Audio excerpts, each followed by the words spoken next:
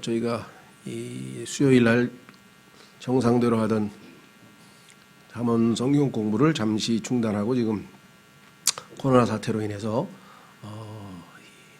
국가적 위기를 닥쳐서 어떻게 기도했는가, 그래서 그 기도를 공부하면서 이제 예수님의 기도와 또 예수님의 기도 생활과 또 지난번에는 또 이 기도를 방해하는 것들이 무엇인지 해서 지금 기도와 관련된 말씀들을 하나님 말씀 속에서 찾아보고 있습니다. 이번 기회에 우리가 이제 기도에 대해서 조금 더 적극적으로 관심을 갖고 정신을 차리고 기도하자, 그런 취지이죠. 오늘도 그래서 오늘 하나님의 말씀은 우리가 일반적으로 예수님의 이름으로 기도합니다. 어떤 분들은 주 예수 그리스도의 이름으로 기도합니다. 예수 이름으로 기도합니다. 뭐라고 표현하든지 간에 기도의 마무리에 우리가 보통 그와 같은 표현을 쓰는데, 그러면 그게 실제로 예수님의 이름으로 기도한다는 것이냐? 형식은 갖췄지만 성경대로 하자면 그러면 다 응답되어야 되는 거 아닌가? 그렇죠? 그래서 실제적으로 그것이 의미하는 바를 한번 좀 살펴보려고 합니다. 우선 요한복음 14장으로 가보겠습니다. 본문 말씀에 보시면 우리가 내가 원하는 것 쫙 열거하고 맨 끝에다가 예수님의 이름으로 기도합니다만 붙이면 무조건 다 응답이 되는 거냐? 그건 아니죠. 왜? 여러분들도 이제껏 기도 많이 드려봤지만 응답이 안 된 기도가 또 얼마나 많아요. 그렇죠? 그렇다면 성경에서 예수님이 분명히 내 이름으로 구하면 행하신다 그랬는데 그럼 도대체 어떻게 된 거냐? 이 의미를 우리가 잘 깨닫지 못하면, 또 문맥에서 정확하게 보지 못하면 이거 뭐 성경에 나와 있는 말 이거 약속도 안 지키시는 거 아니야? 이렇게 오해할 수가 있죠. 자, 요한복음 14장 13절. 요한복음 14장 13절. 너희가 내 이름으로 무엇을 구하든지 내가 그것을 행하리니 이것은 아버지께서 아들 안에서 영광을 받게 하려 함이라. 너희가 내 이름으로 무엇이든지 구하면 내가 그것을 행하리라. 자, 얼핏 보면 우리가 원하는 바를 쫙 하나님 앞에 열거하고 맨 끝에다가 주 예수 그리스도의 이름으로 기도하옵나이다 이러면 다 응답되는 거냐?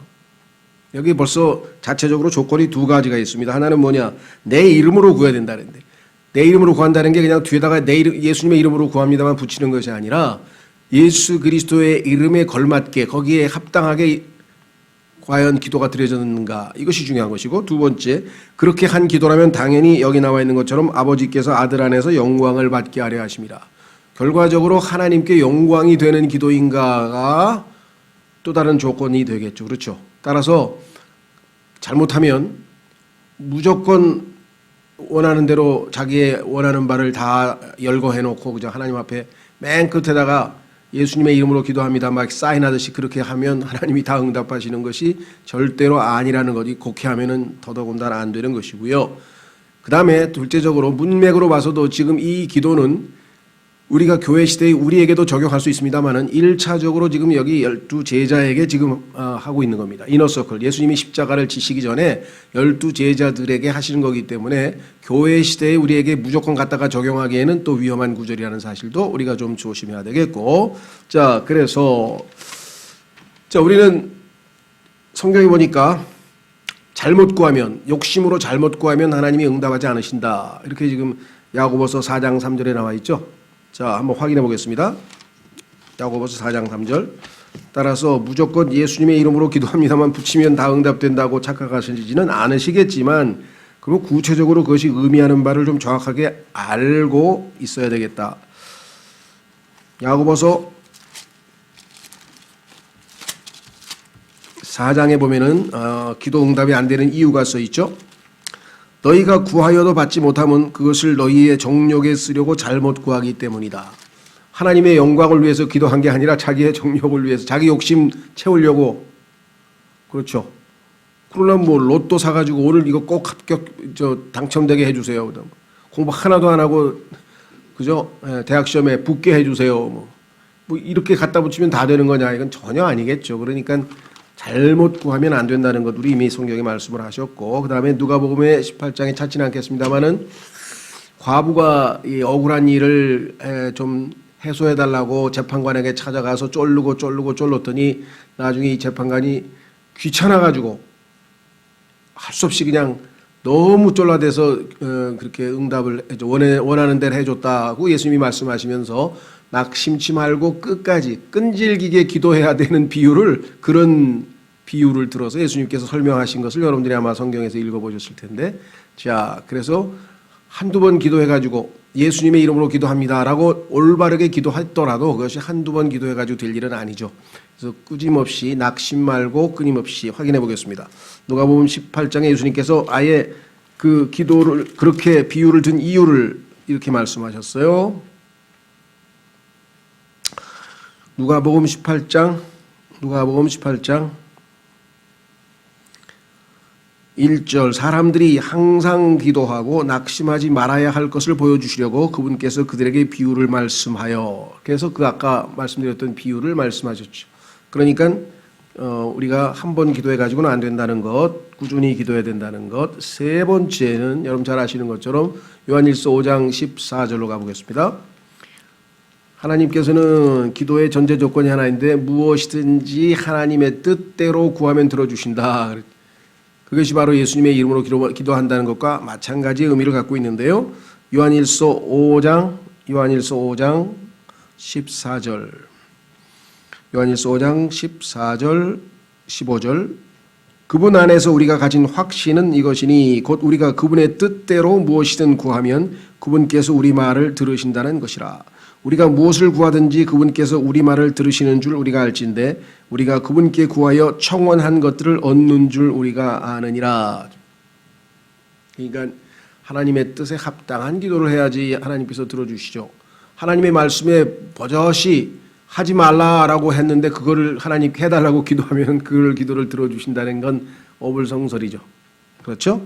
예. 그 다음에 우리가 잘 아는 것처럼 기도를 드렸지만 기도를 방해하는 것들, 지난 시간에 우리 공부했던 것처럼 기도가 막히는 경우가 있어요. 그것은 뭐냐? 내가 하나님께 감사하는 마음이 아니고 불평하는 마음 자세로 하나님께 간구했을 때, 또 다른 형제를 용서하고 다른 지체들과 나와 사이에 어떤 불화나 갈등이 없는 상태에서 기도를 해야지, 누군가에 대한 미움이 있고 갈등이 있는 그런 상태에서는 하나님께서 기도가 막힌다. 그 다음에 가정에서도 부부간에, 그렇죠? 서로 쓴뿌리가 있어서 부부간에 사이가 안 좋은 상태에서, 감정이 안 좋은 상태에서 기도해봐야 그것도 역시 기도가 막힌다라고 성경에서 말씀을 하셨거든요. 그렇다면 우리가 기도의 응답이 되려면 몇 가지 조건이 있다는 사실을 알죠. 그렇죠? 그래서 우리가 예수님의 이름으로만 기도합니다. 이것이 우리가 생각하는 것처럼 그렇게 간단한 것은 아니다라는 것을 우리가 좀 기억을 해야 되겠습니다. 그렇다면 구체적으로 예수님의 이름으로 기도한다는 것은 무엇을 의미할까요? 자, 과거에 제가 아는 분이 누구누구한테 좀 찾아가 뵈려고 그러는데, 그분은 자기를 잘 모르니까, 자기가 찾아가면은 모르는 사람이 찾아왔으니까 자기를 만나줄지도 그렇고, 만나준다 한들 자기의 얘기를 잘 들어줄지도 그렇고, 그래서 저한테 이제 제가 그분을 잘 알고 또 그분이 저를 신뢰하니 형제님이 메모를 하나 써주시면 어떻겠습니까? 그래서 제가 제 명함을 꺼내서 그 명함에다가 제가 어떤 형제님을 보냅니다. 좀 잘 교제해 주시고 들어주실 만하면 그 부탁을 좀 들어주시면 고맙겠습니다 하고 제 사인을 딱 해가지고 보냈다. 근데 갔더니 누구누구입니다 했더니 그 사람이 처음에는 어떻게 오셨느냐. 아, 제가 사실은 김영균 형제님이 메모를 한 장 써주셔서 이렇게 가지고 왔습니다. 그 사람이 그 이름을 보고 저에 대한 신뢰를 바탕으로 해서 그 사람에 대해서 청을 듣고 알겠습니다. 제가 해드리겠습니다. 그렇죠? 예. 이런 경우가 얼마든지 있을 수 있단 말이죠. 염두에 두면 바로 그거죠. 왜? 이 사람은 전혀 지금 만나러 가는 사람하고는 신분으로 보거나 모든 면에서 봤을 때 만날 수 있는 그런 자격이 없어요. 또 상태도 아니에요. 그래서 제3자의 중재자의 도움을 빌어서 찾아가서 부탁을 했더니 들어주더라. 근데 이런 얘기는 이 세상, 이 사회에서도 굉장히 많습니다. 그렇죠? 저도 그래요. 누가 날 찾아왔는데 모르는 사람인데 내가 아주 신뢰하고 존경하는 사람의 명함을 딱 들고 와서 거기 메모가 딱 써 있으면 아, 그래요? 예, 예, 알겠습니다. 예, 말씀해 보시죠. 그래서 얘기 잘 듣고 알겠습니다. 제가 그러면 이렇게 잘 처리하겠습니다. 그렇죠? 예, 그거하고 똑같아요. 자, 그래서 욥기로 한번 가보겠습니다. 자, 하나님은 거룩하시고 의로우신 분이기 때문에 우리 인간이 하나님 앞에 막 아무 때나 막 나가서 만날 수 있는 분이 아니라 이 말이죠. 그렇다면 그 누군가가 하나님과 우리 사이에 중재자 역할을 해주지 아니하면 그분을 통해서 가야 하나님이 우리를 만나 주실 수 있는 그러한 분이 계세요. 그것이 바로 우리는 예수 그리스도죠. 그래서 우리가 하나님께 그냥 막 우리의 요청을 하는 게 아니라 예수님의 이름으로, 즉 예수님을 통해서 한다는 의미인데, 욥은 그 분이 없었어요. 당시에 예수님이. 그래서 너무나 하나님 앞에 찾아가서 자기의 억울함을 다 토로하고 싶은데 중재자가 없어서 답답한 그 고민을 털어놓는 장면이 욥기 9장에 나옵니다. 신약 시대에 살고 있는 우리는 정말 어마어마한 축복이죠. 물론 구약 시대에는 제사장이 있었어요. 구약 시대에는 제사장이 그 역할을 대신해 줬어요. 그런데 욥기의 경우에는 아직 아시다시피 이 구약의 율법이 제대로 시행이 안 됐고 아직 이스라엘 민족처럼 체계적인 어떤 하나님과 백성 사이의 중재자로서의 대제사장 제도라는 것이 없는 사회에 살고 있었기 때문에 하나님 앞에 마음대로 나아가지 못하고 중재자가 없는 그 안타까움을 토로하더라. 자, 욥기 9장으로 가보겠습니다. 욥기 9장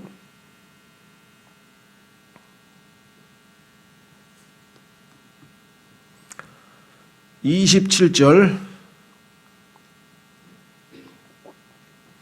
예, 욥기 9장 27절. 가령 내가 말하기를 내가 내 원통함을 잊고 내 근심에서 벗어나 내 자신을 위로하리라 할지라도 내가 내 모든 고통을 두려워하며 주께서 나를 무죄한 자로 여기지 아니할 줄을 아나이다.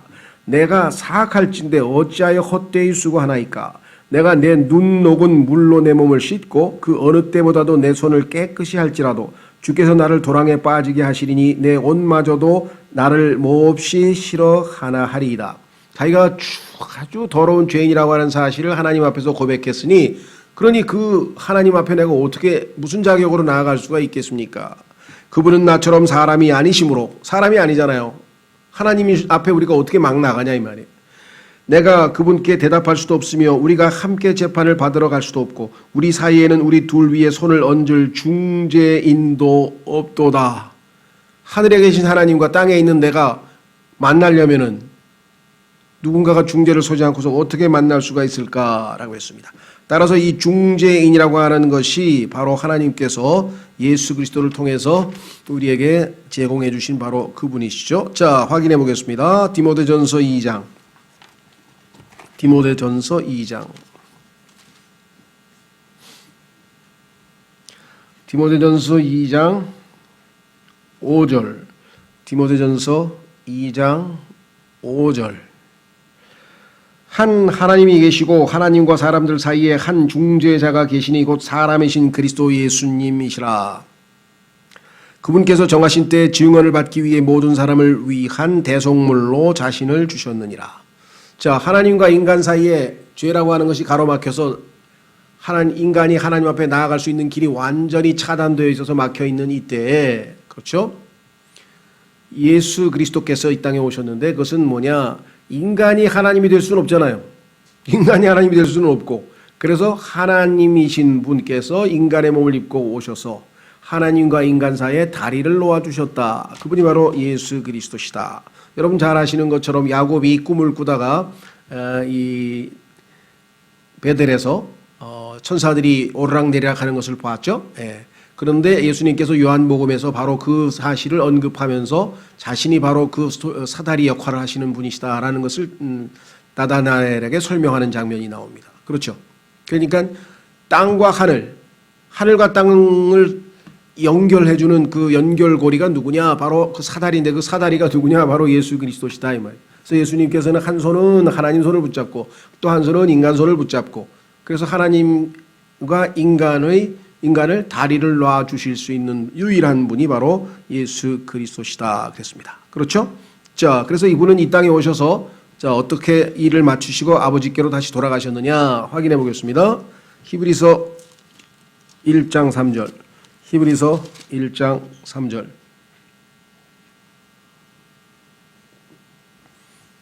예수님께서는 이때 이 땅에 오셔서 어떤 일을 하셨는가? 히브리서 1장 3절. 하나님의 영광의 광채시요 그분 자체의 정확한 형상이시며 자신의 권능의 말씀으로 모든 것을 떠받치시는 이 아들께서는 친히 우리의 죄들을 정결하게 하신 뒤에 높은 곳에 계신 존엄하신 분의 오른편에 앉으셨느니라. 오른편에 앉아 계십니다, 지금. 그래서 지금 예수 그리스도께서는 지금 대제사장으로서 또 변호자로서 지금 우리와 하나님 사이의 중보 역할을 지금 하고 계시는 것이죠. 그렇죠? 자, 그래서 요한일서 2장으로 가면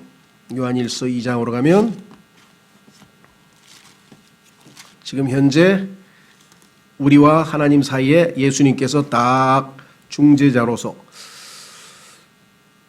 우리가 하나님께 기도한 내용을 하나님께 전달해 주는 역할도 하시고 하나님께서 주시는 말씀을 우리에게 또 전달해 주시는 역할을 하시고 또 우리의 죄를 변호해 주시는 역할도 하시고 자, 요한일서 2장 1절에 나의 어린 자녀들아 내가 이것들을 너희에게 쓰는 것은 너희가 죄를 짓지 아니하게 하려 함이라.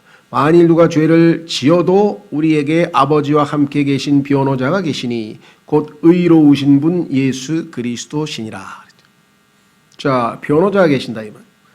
그래서 우리가 죄를 짓고 하나님 앞에 자백하고 용서받고 다시 출발할 수 있는 것은 바로 이 변호자이신 예수 그리스도의 기도, 중보 기도 때문이겠죠. 자, 그래서 우리는 지금 현재 대제사장으로서 역할을 하시면서 중보하고 계시는 분이 계시는데 그렇죠? 자, 로마서 8장.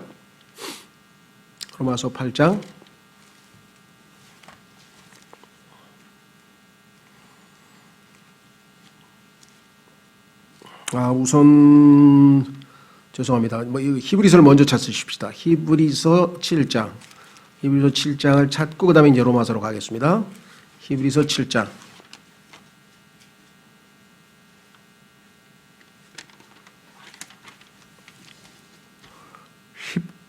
히브리서 7장 19절.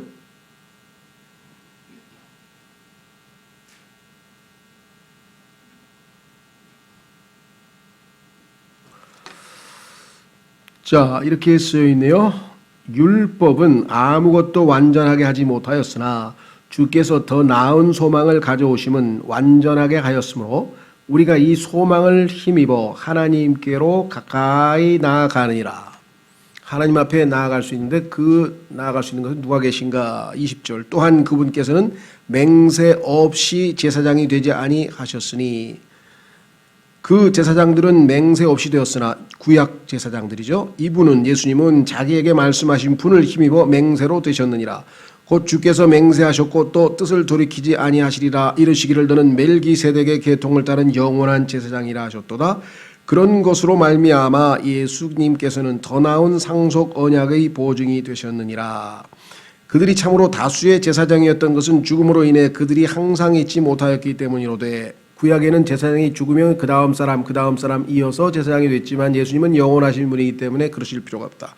그래서 24절에 이 사람은 항상 계심으로 지금도 우리를 위해서 하나님 앞에 서 계시죠. 지금도 우리를 대신해서 하나님 앞에 서 계신다고 성경에 나와 있습니다. 그렇죠? 예수 그리스도의 세 번의 나타나심. 예수님은 지상에 육체를 입고 나타나셨고 지금 현재 하나님 앞에 나타나 계시고 앞으로 이 지구상에 다시 나타나실 것이다. 지금 현재 나타나 계신 그분 항상 계심으로 변할 수 없는 제사장 직분을 소유하시느니라. 그러므로 그분께서 항상 살아 계셔서 그들을 위해 중보하심을 보건대 지금도 여러분과 제가 이제껏 멀쩡하게 신앙생활할 수 있는 것은 우리를 위해서 중보하시는 분이 계신다. 그분은 또한 자기를 통하여 하나님께 나오는 자들을 끝까지 구원하실 수 있느니라. 그래서 여러분과 제가 구원을 잃어버릴 수가 없어요. 왜냐하면 끝까지 구원하실 수 있는 분이기 때문에 하늘나라에 도달할 때까지 우리의 죄와 우리의 허물과 우리의 잘못과 그것과 관계없이 그분은 끝까지 우리를 구원하기를 하실 수 있는 분이고, 이러한 대제사장께서는 우리에게 합당한 분이셨으니 곧 그분은 거룩하시고 해가 없으시고 더러움이 없으시고 죄인들로부터 분리되시고 하늘들보다 더 높이 되셨느니라. 자, 그래서 우리는 예수 그리스도께서 이제 중보하시는 분이시다라고 성경에 말씀했는데, 그렇죠? 자, 그렇다면 어떤 방식으로 중보하시는가 한번 확인해 보겠습니다. 자, 이게 이제 오늘 예수님의 이름으로 기도합니다라고 하는 그 말의 실질적인 의미가 로마서 8장에 기록되어져 있습니다. 한번 가보겠습니다.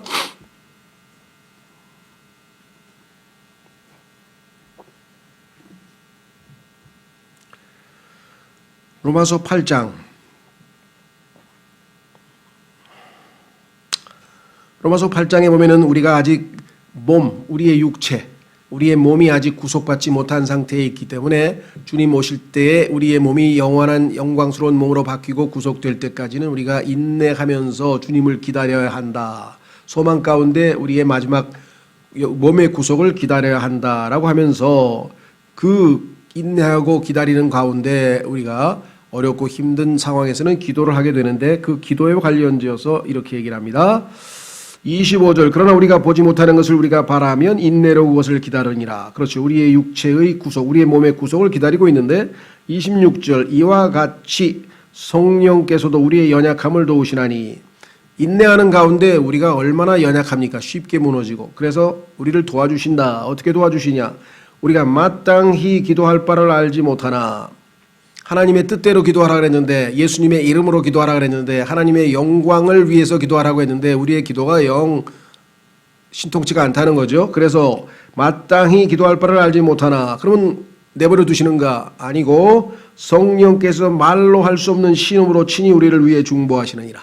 성령님께서 우리 안에서 중보하고 계시고, 27절, 마음을 살피시는 분께서 성령의 생각이 무엇인지 아시나니 이는 그분께서 하나님의 뜻대로 성도들 위해 중보하시기 때문이니라. 자, 34절로 가시면요, 34절로 가시면 누가 정죄하리요? 죽으신 분은 그리스도시요 참으로 다시 일어나신 분도 그리스도시니 그분께서는 바로 하나님의 오른편에 계시며 또한 우리를 위해 중보하시느니라. 자, 그렇다면 우리가 하나님의 뜻에 따라 기도를 해야 되는데, 때로는 하나님의 뜻과 어긋나는 기도를 할 수도 있고, 때로는 자기 욕심을 위해서 기도할 수도 있고, 여러 가지 형태로 하여간 지금 기도할 바를 잘 알지 못하기 때문에 성령님께서 도와주시는데 어떤 방식으로 도와주시는가, 이런 겁니다. 우리가 지금 우리나라 국회에서 법안이 통과되려면 여러 가지 절차를 거치는데, 그 중에 하나는 뭐냐면 국회의원 개개인이나 아니면 누가 됐든지 간에 이 법안을 만들어서 제출을 합니다. 이러이러한 법을 만듭시다 하고 법안을 제출을 하게 되죠. 그렇죠? 근데 거기에는 뭐 자기 지역구의 민원을 받아서 법안을 만들 수도 있고, 또 사회적인 여러 가지 부조리를 고쳐보기 위해서 만들 수도 있고, 아니면 자기의 신념에 따라 법안을 만들 수도 있고, 하여간 국회의원 한 사람이 입법기관이기 때문에 법을 만들어서 제안을 합니다. 법안을 제출하면 그 법안이 다 통과돼서 법으로 실제적으로 시행되느냐, 그것이 아니고, 여러분들 아시는 것처럼 국회에 법안심사소위원회라는 게 있어가지고 거기서 법안을 심사를 해요. 그래서 거기에 있는 사람들이 3분의 2인가요? 하여간 일정한 사람들의 찬성을 얻어서 통과가 되어야 그것이 다시 이제 국회 총회, 다시 말하면 국회의원 전체가 모이는 총회에 상정이 돼서, 본회의라 그러죠. 본회의에 상정이 돼서 거기에서 또 과반수 이상이 찬성을 해야 통과가 돼서 법으로 만들어져서 시행이 되고, 그것을 이제 안 지키면 우리가 이제 법을 어기는 게 되잖아요. 그렇죠? 마찬가지예요. 자, 여러분과 제가 마음에 갈망하는 게 있습니다. 그것이 때로는 뭐 국가를 위해서 기도할 수도 있고, 자기의 개인적인 기도도 될 수 있고, 아니면 자기의 친인척 또는 친지를 구원시키기 위해서 기도할 수도 있고, 뭐가 됐든, 또 아니면 선교사님을 위해서 기도할 수 있고, 뭐가 모르지만 자기의 burden, 짐, 마음에 자꾸만 부담이 되는 것들이 쌓여서 그것을 하나님 앞에 다 쏟아놓는 우리가 기도를 하게 될 터인데, 그렇죠? 그런데 그 기도 중에는 아까도 말씀드린 것처럼 하나님의 뜻대로 하는 기도도 있을 것이고, 자기의 욕심에 따라 기도할 수도 있을 것이고 때로는 하나님의 말씀에 반대되는 기도도 할 수 있단 말이에요. 그렇죠. 제일 대표적인 게 뭐냐, 예를 들면 우리나라에 있는 그리스도인들 중에서 어떤 휴머니즘, 인문주의에 좀 약간 그 영향을 입고 성경적으로 정확한 지식이 없는 사람들은 사형제도 폐지를 위해서 운동도 하고 또 기도도 합니다. 하나님, 우리 민족이 사형제도가 폐지되어서 인권을 존중하는 국가가 되게 하여 주시옵소서 이렇게 기도하면은 사형제도를 만드신 분이 하나님이신데 창세기 9장에서 그리고 바울도 그 사형제도는 하나님이 정하신 거기 때문에 지켜야 한다고 얘기를 했고 예수님도 그렇게 받아들이셨고 그렇죠? 의도적으로 살인 의도를 가지고 사람을 죽이면 그 사람 반드시 죽이라고 하는 것이 하나님의 정하신 법인데 그 하나님의 법을 어기고 사형제도를 폐지해달라고 기도를 하면 그 기도가 어떻게 하나님께서 상당히 들어주실 수 있는 기도가 되겠냐 이 말이죠. 근데 우리는 때로는 무지해서 그렇죠? 네. 우리가 하는 기도 중에는 하나님의 뜻에 자기가 성경 지식이 부족해서 어긋나는 기도를 할 때도 많이 있어요. 예를 들면 세계 평화를 위해서 기도하옵나이다 하고 지금 기도하는 사람들 로마 카톨릭은 교황서부터 시작해가지고 그냥 모든 사람이 세계 평화를 위해서 기도하는 전쟁과 전쟁의 소문은 드러날 것이고 이제 예수 그리스도께 오셔서 모든 악한 적그리스도를 포함한 자들을 다 멸하시고 그제야 평화가 온다고 성경에 말씀하셨는데 어떻게 세계 평화를 위해서 기도하냐. 그렇죠? 이 세상으로부터 우리 지켜주시라는 기도를 할 수 있지만 세계 평화를 위해서 기도한다는 것은 성경적으로 지금 현 시대에 우리가 해야 될 기도가 아니야. 하나님의 뜻과는 상관이 없는 거라. 하나님께서 이미 정해놓은 그런 시나리오가 있기 때문에. 그렇죠. 그것 이외에도 하여간 셀 수 없이 다 많습니다. 뭐를 기도했든지 간에 성령님께서 다 들으시고 나서 그렇죠. 거기에서 하나님의 뜻대로 하지 않은 기도는 다 걸러내는 거예요. 법원 소환 심사 소위에서 걸러내가지고 상정도 안 돼. 아예 상정도 안 돼. 그러니까 때로는 우리가 하나님의 뜻 가운데 하나님의 영광을 위해서 제대로 한 기도가 아닐 경우에는 다 걸러내버리는 거예요. 무슨 말이가 되죠? 그래서 성령님께서 하나님의 뜻대로 한 기도만을 모아서 셋째 하늘에 있는 예수님께로 가면 예수님께서 하나님 우편에 앉아 계신다 그랬잖아요. 아버님 이렇게 기도가 올라왔습니다. 응답해 주십시오. 자, 지상에 있을 때도 예수님은 아버지께서 내 기도를 들으시는 줄 알고 감사합니다. 아버지는 항상 내 기도를 들어주셨습니다. 라고 말씀하셨어요. 예수님은 아버지의 영광을 위해서 아버지의 뜻에 합당한 기도만 하니까 당연히 다 아버지께서 들어주시겠죠. 그렇죠? 예, 요한복음 11장으로 가겠습니다. 이렇게 예수님처럼 기도해야 된다 이거죠, 우리죠. 요한복음 11장.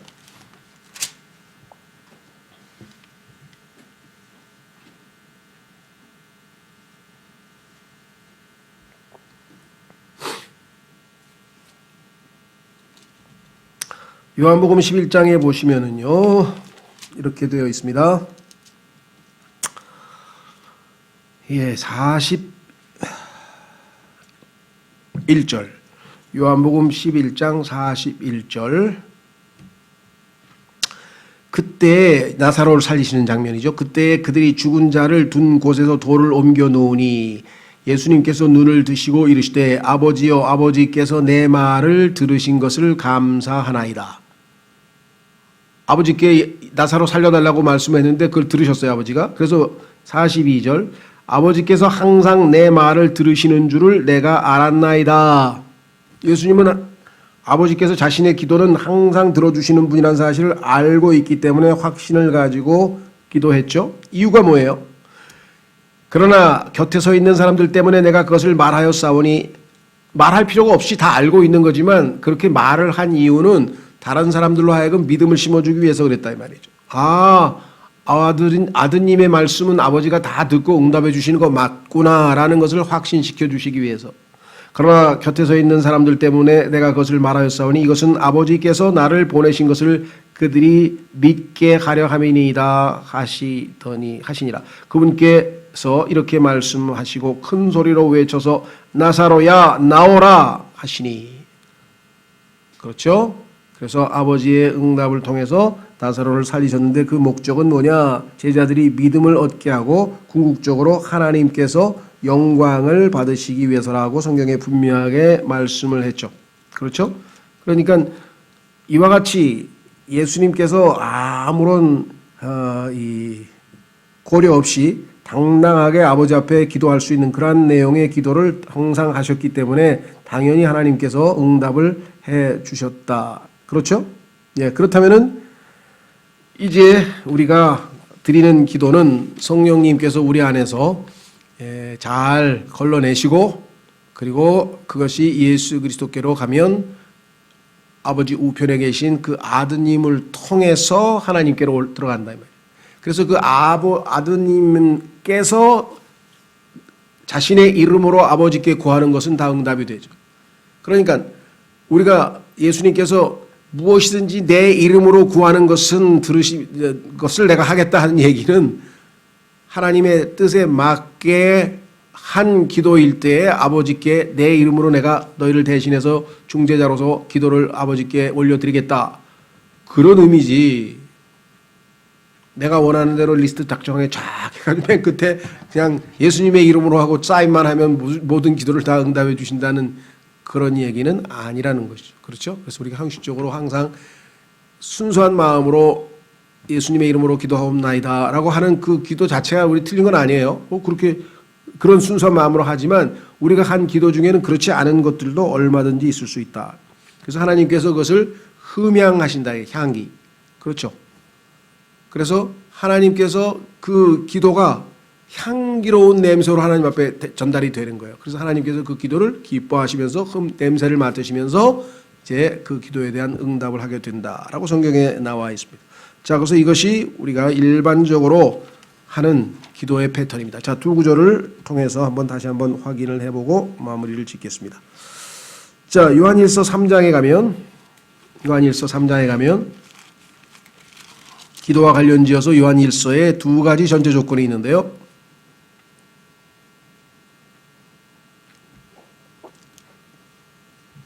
요한일서 3장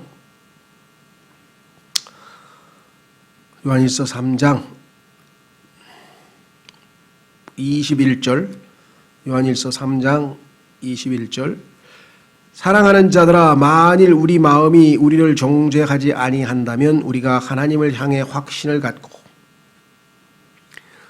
우리 마음이 우리를 정죄한다. 내가 봐도 내 스스로가 지금 하나님 앞에 뭔가 잘못되어 있는 상태 그런 상태에서야 무슨 기도를 하겠습니까 우리가. 그렇죠?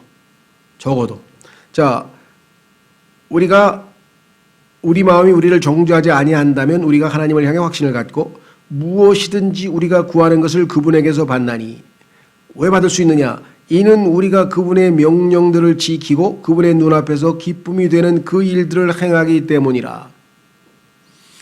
우리가 하나님의 말씀을 잘 지키고 그분이 기뻐하시는 일을 하게 되면 당연히 우리는 확신이 생기겠죠 하나님 앞에. 자 그래서 우리는 그분의 기뻐하시는 일, 순종함을 통해서 그분께 순종함을 통해서 기뻐하시는 일을 할 때 기도 응답이 조건이 붙어 있고요. 그 다음에 5장으로 다시 한번 갑니다. 아까 찾아봤지만 5장 14절 한때 이 너무나 단순한 그리스도인들이 예수님의 이름으로 기도합니다. 그럼 뭐든지 다 된다. 그래서 그냥 예수 이름으로 하면서 우리가 복음 찬송가도 부르고 했는데 그건 잘못된 건 아니에요. 맞아요. 그런데 그 예수 이름이라고 하는 것이 그냥 말로 예수 이름으로만 하면 다 되는 거냐? 그건 아니다. 그 안에 예수 그리스도와 하나됨과 예수님의 인격과 예수님을 통해서 예수님의 중보자로서의 역할과 이런 모든 것들이 다 집약되어져 있다는 것이죠. 예. 자, 그리고 뭐 구하라 그러면 찾을 것이요. 그러면 그냥 무조건 구하면 다 찾는다. 문맥과 상관없이 그냥 하면 안 되는 거예요. 또 분명히 주님께서는 주신다 그랬죠. 근데 좋은 것으로 주신다 그랬는데 착각을 하잖아요, 우리가. 뭔 착각합니까? 내가 구하는 것을 주신다고 착각을 해요. 내가 구했어요. 그러면 그것을 주신다고 착각하는데 하나님은 그렇게 약속한 게 아니세요. 구하라. 그러면 좋은 것으로 주겠다는. 그 얘기는 뭐냐면 우리가 하나님 보시기에는 좋지 않은 것을 자꾸 구할 때도 많다는 거죠. 하나님 보시기에는 좋지 않은데 자꾸 구하면 하나님께서 그것을 응답하시는 게 아니라 하나님은 우리를 사랑하시기 때문에 좋은 것으로 줍니다. 그렇죠. 자식이 자꾸만 구하는데 건강에도 안 좋고 해로운 것들을 자꾸만 구하면 부모님은 그걸 그대로 해줍니까? 예, 유익하고 몸에 좋은 것으로 바꿔서 더 좋은 것으로 준비해서 주는 것이죠. 자, 요한일서 5장 14절 그분 안에서 우리가 가진 확신은 이것이니 곧 우리가 그분의 뜻대로 구하면 뜻대로 무엇이든 구하면 그분께서 우리 말을 들으신다는 것이라. 우리가 무엇을 구하든지 그분께서 우리 말을 들으시는 줄 우리가 알진대 우리가 그분께 구하여 청원한 것을 얻는 줄 우리가 아느니라. 그렇죠? 자, 그래서 우리는 이제 성경에서 말씀하시는 예수 그리스도의 의도는 무엇인가? 예수님이 우리를 대신해서 중보해 주실 수 있는 그런 기도. 자, 요한복음 17장에서 예수님께서 뭐라고 말씀하셨습니까? 내가 제자들을 위해서 기도한다 그랬죠. 지금도 기도하고 계시는 거예요. 자, 확인해 보겠습니다. 요한복음 17장 마지막 구절인데요. 17절과 20절을 보시면 9절과 20절을 보면 예수님께서 제자들을 위해서 지금 기도하고 계세요. 요한복음 17장 전체가 지금 마지막 제사장으로서의 예수님의 기도이기는 하는데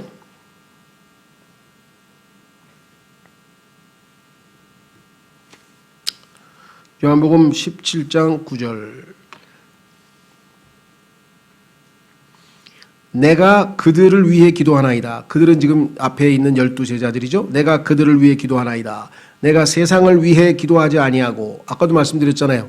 세상을 위해서 기도하지 아니한다고 그러더니 예수님께서는 아버지께서 내게 주신 자들을 위해 기도하오니 그들은 아버지의 것이니이다. 자, 그래서 예수님은 지금 앞에 있는 제자들을 위해서 기도했고 그 내용에 보면은 하나님께서 기뻐하시는 내용이 지금 다 들어있어요. 보세요. 뭐라고 기도했나? 내 것은 다 아버지의 것이요 아버지의 것은 내 것이온데 내가 그들 가운데서 영화롭게 되었나이다. 이제 나는 세상에 더 있지 아니하오나 이들은 세상에 있어 없고 나는 아버지께로 가옵나니 거룩하신 아버지여 아버지께서 내게 주신 자들을 아버지의 이름으로 지켜 주시옵소서. 우리와 같이 그들도 하나가 되게 하옵소서. 이게 다 하나님의 뜻이잖아요. 그렇죠? 제자들을 주님께서 하늘나라에 갈 때까지 잘 지켜주시고 또 그들을 성령을 보내셔서 성령 침례로 인해서 하나 되게 하시고 세 번째 12절 내가 그들과 함께 세상에 있을 때 아버지의 이름으로 그들을 지켰나이다. 근데 이제 아버지께로 예수님이 가시게 됐죠. 아버지께서 내게 주신 자들을 내가 지켰고 멸망의 아들 외에는 그들 중에 하나도 잃어버리지 아니하였으니 이것은 성경 기록을 성취하려 함이니이다. 이제 내가 아버지께로 가오니 내가 세상에서 이것들을 말하옵는 것은 그들이 내 기쁨을 자기들 안에서 성취하게 하려 함이니이다. 내가 아버지의 말씀을 그들에게 주매 세상이 그들을 미워하였사오니 이는 내가 세상에 속하지 아니한 것 같이 그들도 세상에 속하지 아니하기 때문이니이다. 나는 아버지께서 그들을 세상에서 데려가시라고 기도하지 아니하오며. 그렇죠? 자, 이 땅에서 이 어렵고 힘든 세상에서 빨리 떠나서 셋째 하늘로 올라가서 아버지와 함께 있게 해달라 이렇게 기도한 게 아니고 다만 그들을 악에서 지켜주시라고 기도하나이다. 이 악한 현 세상에서 살면서 예수 그리스도의 증인으로 살면서 이것이 참된 하나님의 사랑이시다 하고 하나님을 표현하고 증거하고 알려야 될 책무가 우리에게 주어져 있는데 우리가 그냥 셋째 하늘로 바로 올라가는 게 아니죠. 바울도 얘기했잖아요. 내 개인적으로 말하자면 빨리 주님 품으로 돌아가는 것이 내가 너무나 원하는 바이고 내게 유익이 되고 이익이나 그러나 너희를 양육하고 믿음을 세워서 그렇죠? 하나님께서 맡기신 그 일을 내가 수행해야 한다면 괴롭지만 이 땅에 내가 남아있겠다. 이렇게 바울이 얘기했죠. 그래서 지금 내가 세상에 속하지 아니한 것 같이 그들도 세상에 속하지 아니하나이다. 아버지의 진리로 그들을 거룩히 구별하옵소서. 아버지의 말씀은 진리이니이다. 자, 그럼 네 번째 기도이네요.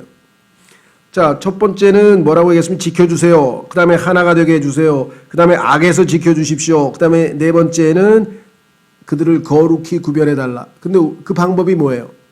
하나님의 뜻은 우리가 거룩히 구별되어 사는 것인데 여러분과 제가 이 땅에서 거룩히 구별되어 살 수 있는 방법은 하나님의 말씀으로 우리를 자주 씻어내는 거죠. 여기 써 있잖아요. 아버지의 말씀은 진리이다. 진리로 거룩히 구별할 수가 있는데 그 진리가 아버지의 말씀이라. 매일같이 우리가 뭐라 그러나요? 요즘에 이 샤워하듯이 우리가 매일 그죠? 씻듯이 세수하고 샤워하듯이 하나님의 말씀의 물로 우리를 늘 정결하게 하지 않으면 거룩함을 유지할 수가 없다는 거죠. 아버지께서 나를 세상에 보낸 것 같이 나도 그들을 세상에 보내었고 또 내가 그들을 위하여 내 자신을 거룩히 구별하오니 이것은 그들도 진리를 통해 거룩히 구별되게 하려 함이니라. 자, 그래서 거룩히 구별된 것이 하나님의 뜻이라고 데살로니가 전서 4장 3절에 말씀하셨는데, 이제 우리의 거룩함을 유지할 수 있는 방법은 하나님의 말씀의 물로 우리를 날마다 씻어내는 것이다 라고 성경에 말씀을 했습니다. 자, 이렇게 앞에 있는 12제자들을 위해서 기도하신 다음에 예수님께서 바로 20절에 여러분과 저를 위해서 기도하셨죠. 뭐라 그랬습니까? 내가 이 사람들만을 위해 기도하지 아니하고 그들의 말로 인하여 나를 믿을 자들을 위해서도 기도하오니. 그 기도의 내용이 뭐냐? 우리가 하나 되게 해달라 이 말이에요. 그런데 그 응답은 오순절날 성령 침례로 말미암아 성립이 이루어졌죠. 그래서 신약 에베소서 4장에서는 이제 우리가 하나 되게 하신 것을 힘써 지키기, 하나 되게 하는 것은 이미 응답이 됐기 때문에 우리가 노력해서 되는 게 아니라 주님의 몸된 교회로 이미 하나가 되었으니 그 하나 되게 한 것을 힘써 지키라고 우리에게 에베소서 4장에서 말씀을 하고 있는 것을 보게 됩니다. 그렇죠. 자, 그래서 우리는 예수 그리스도의 이름으로 기도하는 것이 무엇인지 성경을 통해서 충분히 파악하고, 내가 아버지 아무거나 내 욕심대로 원하는 대로 막 얘기하는 것이 아니라 내 마음에 있는 모든 것을 다 토론하죠. 괴롭고 힘든 일도 다 얘기를 하지만 아버지 앞에 간구할 때에는 아버지의 뜻대로 구하기를 원합니다.